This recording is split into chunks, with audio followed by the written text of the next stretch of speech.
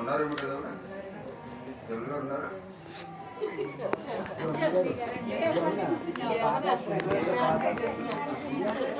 చూసారా ఆవిడ సినిమా చూడండి ఎంత బాగుంటారు. ఇప్పుడు చూడండి ఆవిడ ఎవరన్నా అంతే కదా. శివరా ఎంత భయంకర చనిపోయింది చూసినట్టు. కనీసం సాం పెచ్చగాడు కూడా సరిపోడు అనమాట. రోడ్డు పైన పెచ్చగడం సరిపోడు, అంత దారుణంగా చూస్తే చాలా ఆశ్చర్యంగా చూసినట్టయితే ఇదంతా మూడవరం వచ్చేదంతా అనేది ఈ మొహన పడిపోయి గాలిలో తేలుతుంటాం అంతా అక్కడ చూసినట్టయితే. అంచేత మనకి దేహం కూడా దృశ్య పదార్థంలో చేరిందే కనుక దాని ఎందు సొగసు కానీ సౌందర్యం కానీ లేదు. చపలమై క్షణికమై రేపు మాపు నశించిపోయిన దేహములందు అందం ఎక్కడ ఉందంటారు. చపలమై క్షణికమై రేపు మాపు వాడిపోయినటువంటి ఈ దేహాలందు అందం ఎక్కడుందంటారు, సౌందర్యం ఎక్కడుంది, ఇదొక భ్రాంతిమయం అంటారు. వాస్తవ సౌందర్యము రమణీయత నాశమలేని శాశ్వతమైన ఆత్మయందు ఉందని చెప్తారు. వాస్తవమైన సౌందర్యము ఆ రమణీయత నాశనమైన శాశ్వతమైన ఆత్మయందు ఉంది తప్ప భౌతిక వస్తువులు ఏమి లేదని చెప్తారు. తెలుసుకున్నవాడు జ్ఞాని, తెలుసుకున్నవాడు అజ్ఞానం చేత నశించిపోతాడు. ఎప్పుడు కూడా సావుకుడు లేని దైవం అంది పూర్ణంలో ఉందంటారు. సావుకుడు లేని ఆత్మ ఎందుకు దైవం అంది నిజమైన ఆనందానుభూతి ఉందని చెప్తారు. పూర్ణానుభూతి ఉందని. కావులో జీవుడ దృశ్య వ్యామోహమును మత్తుల్ని మేలుపెట్టాడు. దృశ్య వ్యామోహం అనే మత్తు నుంచి, కనిపించే వస్తువుల పట్ల వ్యామోహం అనే మత్తు నుంచి మేలుకు బయటపడు. సద్గురువైన సేవించి తత్వసారం తెలుసుకొని, సద్గురుమూర్తిని సేవించి ఆయన అనుసరించి తత్వ సారాన్ని తెలుసుకోక. సద్గురు ఆశ్రయిస్తే తత్వసారం తెలుస్తుంది, లేకపోతే తెలియదు. దేవత ఆశ్రయించినప్పుడు తెలియదు. సద్గురు రావాల్సిన జ్ఞానం కావాలంటే నిత్య శాంతి, శాశ్వత సౌందర్యము శరీరములు కానీ బంధాదులను కానీ గర్భధాన్యాది సంపదలను కానీ లేవు. నిత్యశాంతి శాశ్వత సౌందర్యము శరీరములు లేదు, అలాగే బంధాలు లేదు, గర్భధాన్యాది సంపదలు కూడా లేదు. కొంతకాలం మాత్రమే రమణీయంగా కనబడే దృశ్య వస్తువులు మోహము కలిగి ఉండకు ఉంటాయి. కొద్దికాలం ఏం చెప్పింది నిత్యమైన మహత్తరమైన సౌందర్యప్రదమైనటువంటి ఆత్మ కొరకు కృషి చేస్తూ ఉంది. ఇక్కడ ధన్యులు అవుతామని చెప్పేసి మనకు ఈ సత్యం తెలిసిన ఈ దివారకు పొందిన మహనీయుల సద్గురు మనకి తత్వంతో తెలియ ప్రయత్నం చేస్తున్నారు. మనకి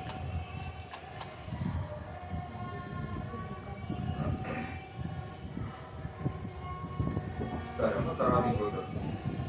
క్షణికమైనది జీవితం వన్నా, క్షణికమైనది జీవితం వన్నా పరమాత్మ తత్వము సాగు చేయక తెలుసుకోరన్నా.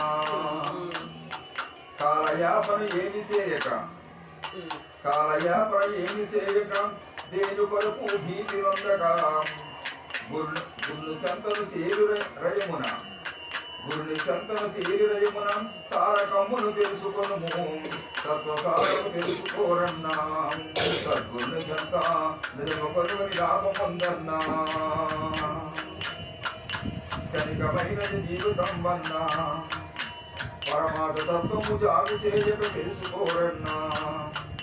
కాలయాపన ఏమి చేయక దేని కొరకు భీతి నొందక గురుని సంతన శరీరయమున తారకమును తెలుసుకొనుము, తత్వసారము తెలుసుకోరన్నా.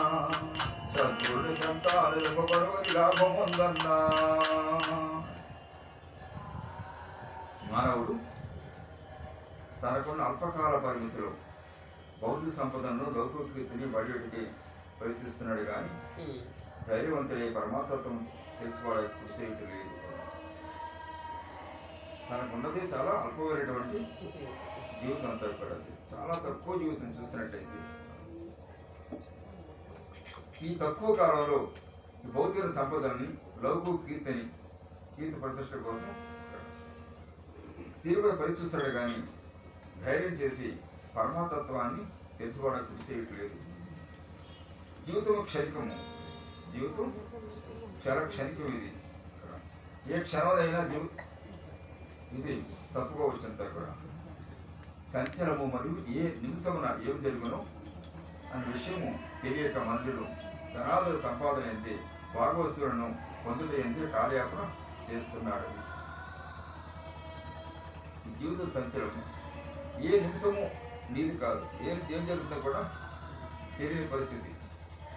ఈ క్షణమే మంది, మరుక్షణం మనది కాదు. అంతేకాదండి, ఈ క్షణంలో మరుక్షణంలోనే వాడు కట్టెలా పడుంటాడు కదా. ఎంతమంది చూస్తారా మన కళ్ళెదురుకుండగా. విషయం తెలియక మనుషులు ధనాదుల సంపాదన ఏంది భాగవస్తువులు ఎందు అవి పొందట్లోనే కార్యాపన చేస్తున్నాడు. ఎంత అవివేకంటారు. బాలికాలం అంతా కూడా ఆటపాటతో గడిచిపోతుంది. యవనం అంతా కూడా కుటుంబ వ్యవహారాలు ఎందు గడిచిపోతుంది. వృద్ధాప్యం అంతా కూడా శత్రువుతో వ్యాధులతో గడిచిపోతుంది. వృద్ధాప్యం అంతా కూడా ఏం సాధించినట్టు అంటారు. ఆహార నిద్ర భయ మైనాదులతో కాలం గడు పశువుల కంటే అసలేం గొప్ప కనకారం సాధించినట్టు అంటారు. ప్రకృతిలో దేవరాశులు ఇంత మహత్తర జీవి మానవుడు అని చెప్పారు. కానీ ఇంత మంచి ఇంత చక్కటి బుద్ధిజ్ఞానం ఒక మాట మాత్రం రూపొందించాడు. కానీ ఇంత బుద్ధిజ్ఞానం మనిషి కూడా ఇతర జీవుల్లాగా కేవలం ఆహారం కోసం, నిద్ర కోసం, భయం, అలాగే మైథునం వీటితో కాలం గడుపుతున్నప్పుడు పశువుల కన్నా ఇంటి తేడా ఉందంటారు. ఇక్కడ పశువులు ఇంటికి తేడా లేదు.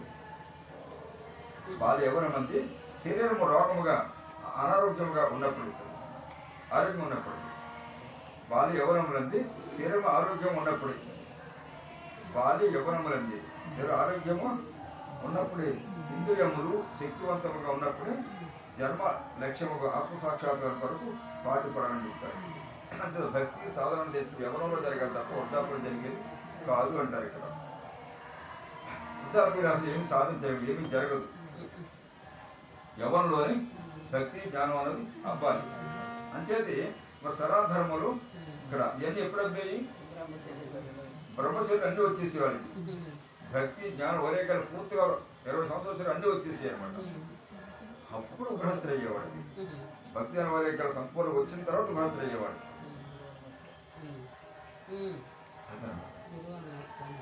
సూర్యానుమత్తు అప్పుడు ధర్మం చూసి తప్పపడగా, ఎటో మోహం లేపడగా, కేవలము కుటుంబ వరకు మాత్రం ధర్మబద్ధంగా ధనం సంపాదిస్తూ ధర్మబద్ధమైన కుటుంబ సంసార జీవితాన్ని గడుపుతూ ఇక్కడ ఏమండి ధర్మబద్ధ పుణ్యకార్యాలు చేస్తూ బిడ్డల్ని పెంచి పెద్ద చేసి మెల్లిగా అలా ఇన్వాల్వ్ అయిన తర్వాత వీళ్ళు సాధన తీరిపోవాలి. వాయిదాలు అర్థం చేసి చక్కగా సాధన తీరిపోతుంది వారు, అంత పరమాత్మ తీరిపోతుంది వారు.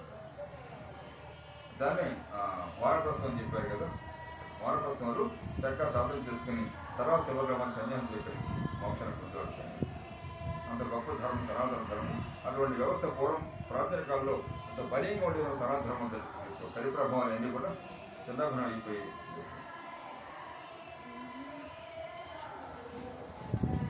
అంటే ఇంద్రియ శక్తివంతం ఉన్నప్పుడే జన్మ లక్ష్యంలో ఆత్మ సాక్షాత్కారం కొరకు పాటుపడవలను.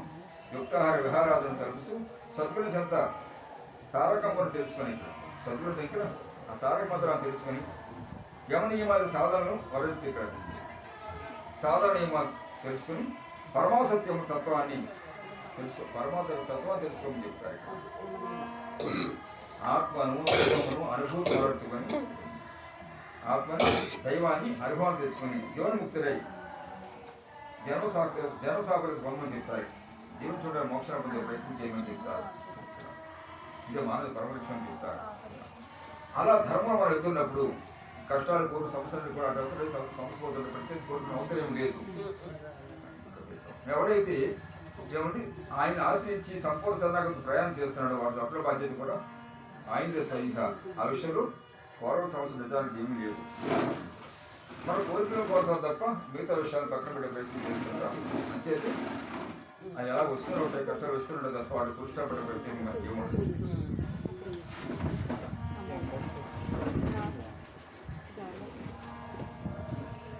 ఇదమ్మలాగే కాలమెంతో విలువ కలదన్నా, కాలమెంతో విలువ కలదన్నా, క్షరమైన క్షరమైన దానిని ఖర్చు చేయకు భోగమందన్నా, క్షరమైన దానిని ఖర్చు చేయకు భోగమందన్నా. గడిచిపోయిన కాలమేమి సొంత అయినను తిరిగి రాదు, గడిచిపోయిన కాలమేమి సొంత అయినను తిరిగి రాదు.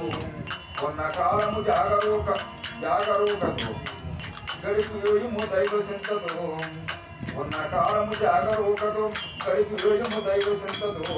తత్వసారము తెలుసుకోరన్నా, సద్గురుని చెంతాను గనుగని లాభముందన్నా. తత్వసారము తెలుసుకోరన్నా, సద్గురుని చెంతాను గనుగని లాభముందన్నా. కాలయ గురి చెప్తారన్నమాట. ఎవరైనా దూరదేశములకు వెళ్ళినప్పుడు, దూరం వెళ్ళినప్పుడు తమ వద్ద గల పైకము డబ్బు పూర్తిగా ఖర్చు కాక మునిపి అసలు పనులన్నింటినీ పూర్తి చేసుకుని క్షేమంగా సందేశానికి తిరిగి వస్తాడు. దూరదేశం వెళ్ళాడు, వెళ్ళిన తర్వాత అందరూ డబ్బులు పూర్తిగా ఖర్చు అవ్వకముందే పనులను పూర్తి చేసుకుని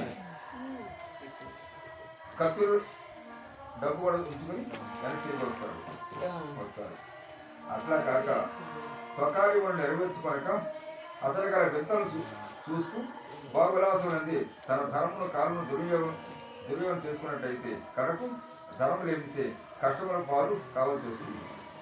ఇంతే బోధించినట్టయితే అదే ప్రకారంగా నరుడు తన ఆయువును శక్తిని ప్రధాన లక్ష్యముగా ఆత్మప్రాప్తి అందే వినియోగించి ప్రబుద్ధుడు కావాలి. తన ఆయుష్ని తన శక్తిని ప్రధాన లక్ష్యమైనటువంటి ఆత్మప్రాప్తి ఎందు పరమాత్మ సాక్షాత్కారం ఎందు వినియోగించి ప్రబుద్ధుడు కావాలి.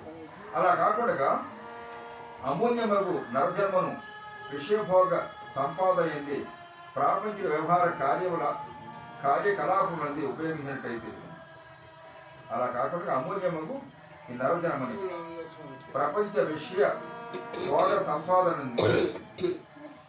ప్రపంచ విషయభోగ సంపాదనలు ప్రాపంచిక వ్యవహార కార్యకలాపాలు ఉపయోగించినట్టయితే అంతమునదులు ధోకమలిసి పడవలసి వచ్చాడు. ధోకాలు కూలిపోతూ వస్తున్నట్టు చివరి క్షణంలో ధోకాలు కూలిపోతాడు.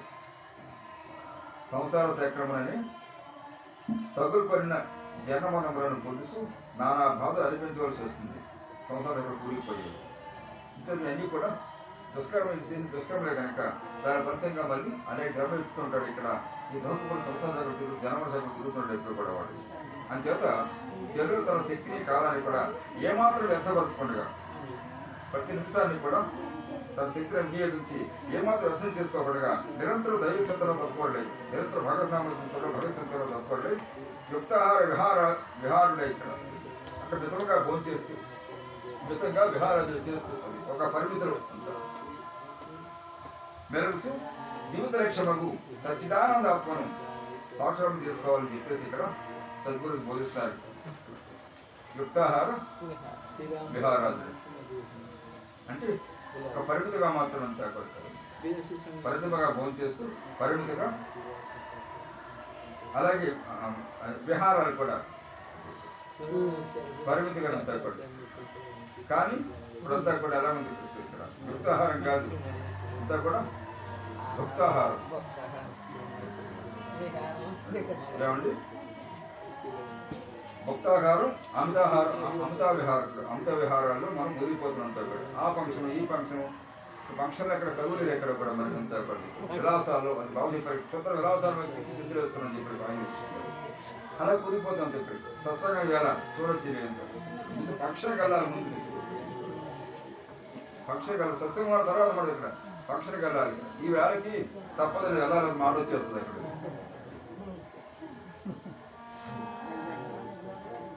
ఎలా ఉంటుందంటే ఆకలి పరిస్థితి ఎలా ఉంటుంది. నేను కోరుకుంటే దాన్ని ప్రాధాన్యత ఇస్తాడు సరిపడు. భగవద్గీత ఆసక్తి ఉందనుకోండి ఏం చేస్తాడు, సత్సంగానికి వస్తాడు. లేదు విహారం పట్ల విలాసం పట్ల ఆహారం ఆశ ఉందనుకోండి ఇక్కడ ఏం చేస్తాడు, అటే వెళ్ళిపోతారు. ఇక్కడ ఇంకా మేకప్ చేసుకుని ఏం చెప్తారు అంటే ఇక్కడ ఏదో ఒకటి చెప్తారు మనం.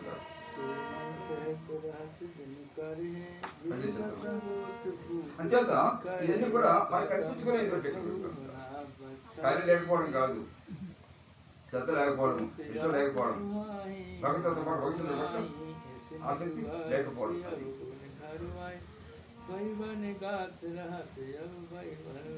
అలా కాక అమూల్యముకు ధరధనం విషయభోగాలు సంపాదనైంది ప్రాకృతిక వ్యర్థ కార్యకలాపాలను ఉపయోగించు అనంతరం అతను దోహకులు చేయబడసోడు దోహకులు కూలిపోతాడు, సంవత్సరాలు కూలిపోతాడు.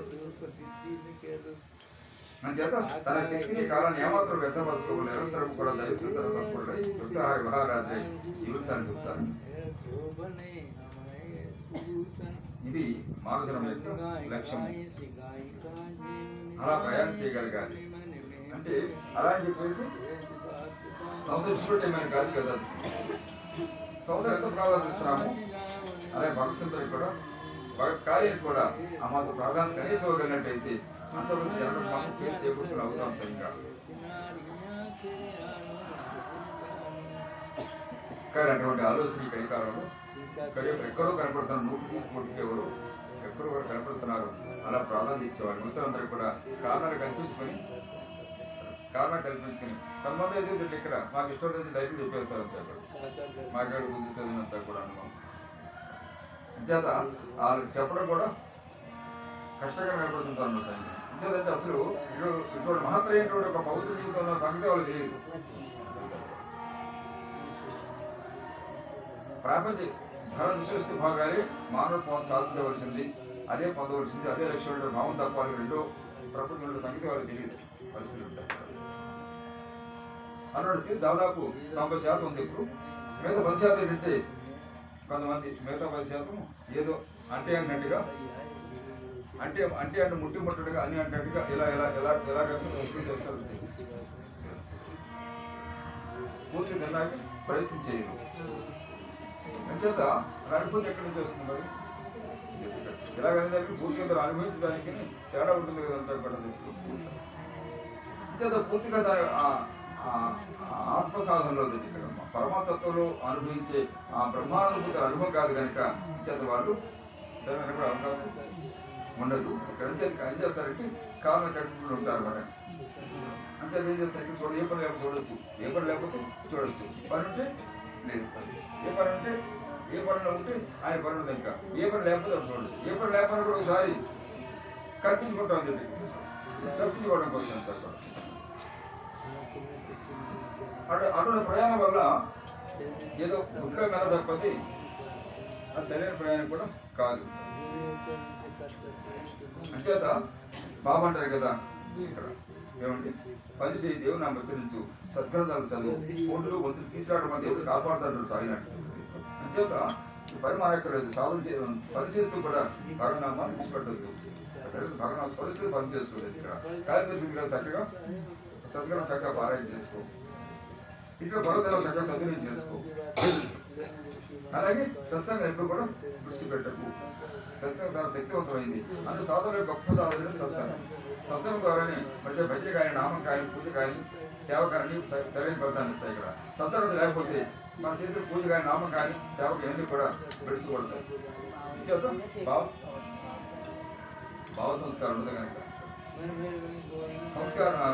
భావ సంస్కారం పడవు కనుక భావసం సరి ఉండదు కనుక కష్టపడి చేస్తాడు ఇక్కడ, కానీ ఫలితం కోల్పోతాడు. చేస్తాడు ఇక్కడ భావసం లేకపోవడం వల్ల ఫలితం కోల్పోతాడు. అంతేతో ఎన్ని సఫలం కావాలంటే సత్సం ఎంత బలీయంగా ఉంటే వాళ్ళు చక్కగా చేసిన ప్రతి సేవ కూడా సరైన ఫలితాన్ని ఇస్తుంది.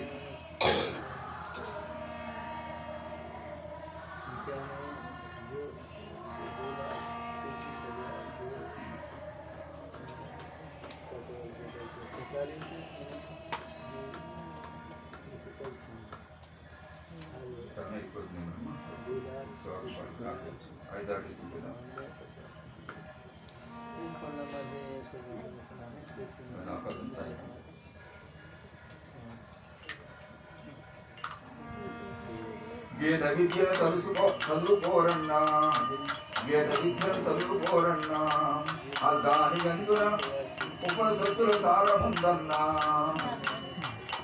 గీత విద్యను చదువుకోరన్నా, దాని గంతున ఉపనిషత్తుల సారముందన్నా. గీత వాక్యము స్వర్ణ చేసు, గీత బోధను ఆచరించు, గీత వాక్యము స్మరణ చేసు గీత బోధన ఆచరించు కృష్ణవాణిని మదిని కలుసు బ్రహ్మకామము సేరురయమునా కృష్ణవాణిని మదిని కలుసు బ్రహ్మధామము సేరురయమునా తత్వసారము తెలుసుకోరన్నా సద్గురు సంత నిజము కనుగొని లాభ పొందన్నా.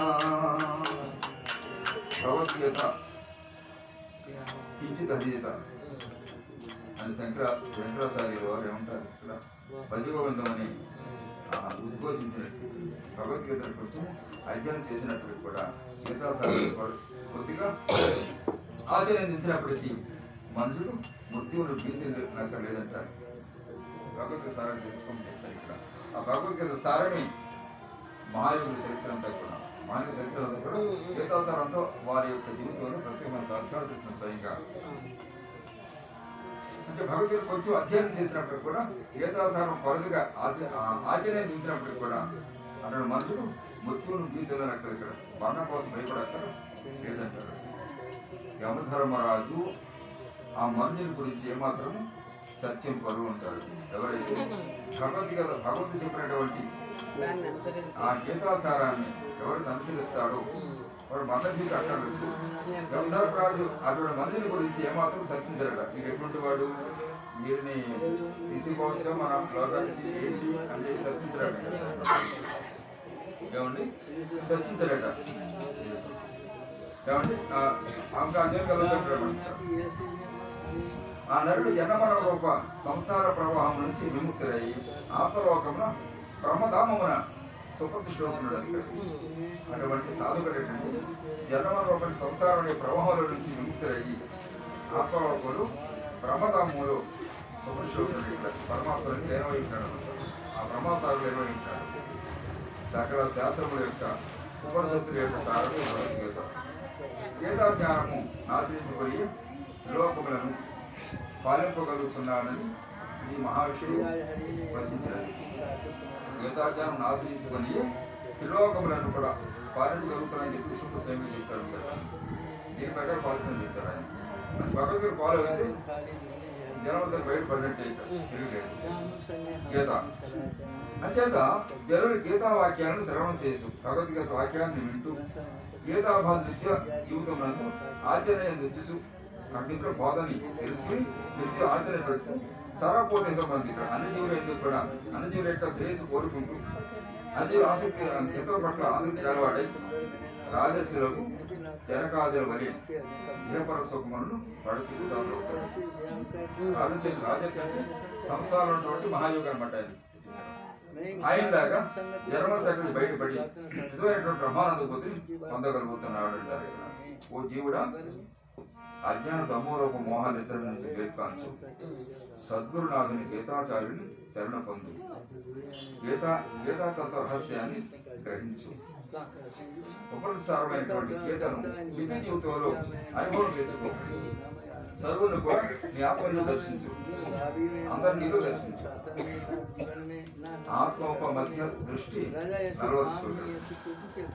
ఆనంద భక్తి, శ్రీకృష్ణ ధ్యానము, సద్గురు ధ్యానం, భగవత్ చింతన కలిగి దేవముక్తిరవై గుణాతీతరవై శిరుడు అంటాడు సద్గురు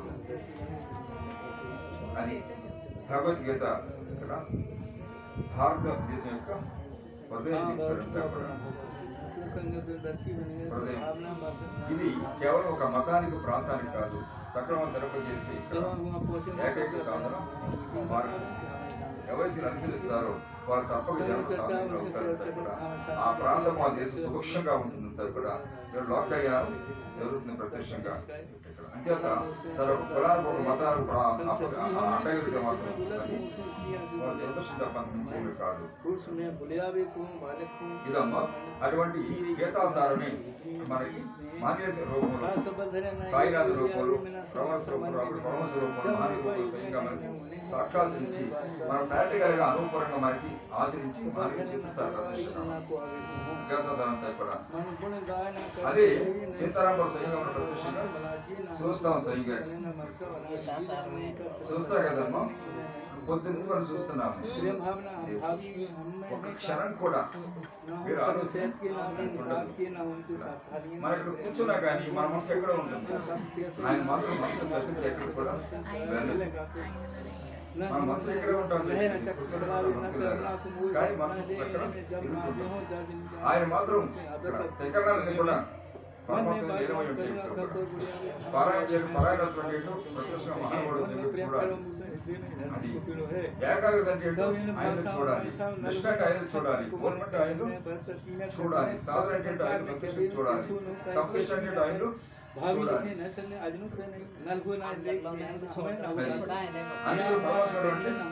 ఆయన చూడాలి. అన్ని జీవుల్లో ఏమండి పాములు చీమలు దోమలు అన్ని జీవులు కూడా పరమాత్మ చూసే కానీ మనకు మాత్రం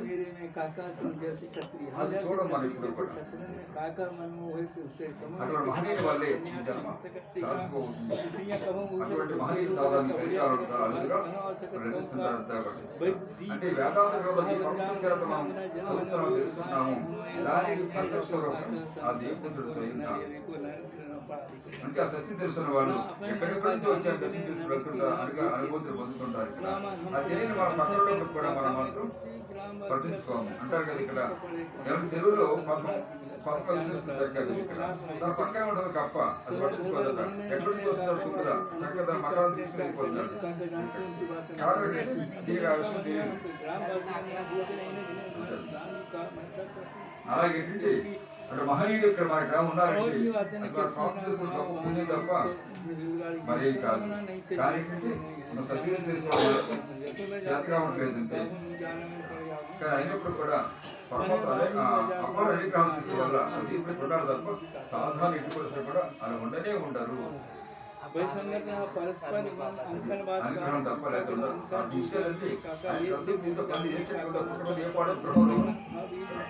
చక్కగా హ్యాపీగా ఆనందం ఉంటారు. మన ఇచ్చే భోజనంతో కానీ మనం పెట్టే సౌకర్యంతో కానీ పనే లేదా అటువంటి ప్రత్యక్షంగా అంత అవకాశం మనకి ఇచ్చాడు. సద్గురుగా మనకి సద్గురు లభించాడు. ఇక్కడ ఆయన సైతాంలో చక్కగా మనం పారాయణ చేసుకున్నాము. మరి కేవలం సత్యం శాఖ అధ్యయనం చేసుకున్నాము. ఎందుకంటే ఏ పంచాయతీ బోధించారు చెప్పారు. చూడగలుగుతాం ప్రత్యక్షంగా. ఇంతటి అవకాశము అనుగ్రహము సాధారణంగా ఎవరికో కానీ ఎవరికి దొరకదు. అలాగే సాధన చేసుకోవడానికి పవిత్రమైనటువంటి ఇక్కడ మంత్రులు ఏర్పాటు చేశారు. అలాగే మహాపవిత్ర ప్రదేశం పవిత్ర గంగా తీరంలో చక్రధావతమైన గోశాల, పవిత్ర శివాలయం, అలాగే అవధూత యొక్క మహాసమాధి, శాశ్వత ప్రకృతి రమణీయటువంటి చక్కటి వాతావరణంలో ఒక మహాశక్తివంతమైనటువంటి ప్రదేశం ఏర్పాటు చేశారు. అది సద్వినియోగం చేసుకుంటే ఈ జన్మ సాధన అది ఎవరు ఇక్కడ అవకాశం మనకి ఇచ్చారు కానీ చక్కగా మరి చక్కటి అవకాశాన్ని ఆధ్యాత్మిక సత్యం చేసుకుని ఆయన పరమేశ్వరాలు సత్యం చేసుకుని ఎవరైతే చక్కగా ప్రయాణం చేస్తారో తప్పగా వివరాలు పొందలే కాకుండా అంతో కొంత ఈ జన్మ సాధన వ్యక్తిని శ్రద్ధని సాధన పట్టుకొని ప్రతి ఒక్కరు కలిగి ఉండి అటువంటి స్థితిని అందరూ అంగీకారం చెప్పేసి మరి సత్యమూర్తిని సాయిరాములు మనం ప్రార్థిస్తూ నామం ప్రార్థిస్తాం. మళ్ళీ 7:30 గంటల నుంచి మరి సత్సంగాన్ని సత్సంగం కొనసాగించుకుంటాం. అక్కడి నుంచి తెల్లవారికి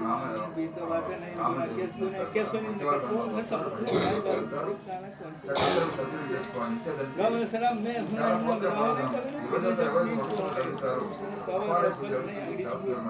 చేసుకోవాలి. మన ఎన్నో రోజులు ఫంక్షన్లు పెళ్ళిళ్ళు అనుకుంటూ ఎన్నో రోజులు చేస్తుంటారు. రాత్రి మనం జాగ్రత్త చేస్తుంటారు. ఇక్కడ పడుతున్నారు అప్పుడు జాగ్రత్త చేయడం సాధ్యం కదా. మనకి ప్రారంభించేటప్పుడు ఆ విధంగా పెళ్ళికి 2 రోజులు ఉంటామని తెల్లవారు జాగ్రత్త చేస్తాం కదా పెళ్లికి.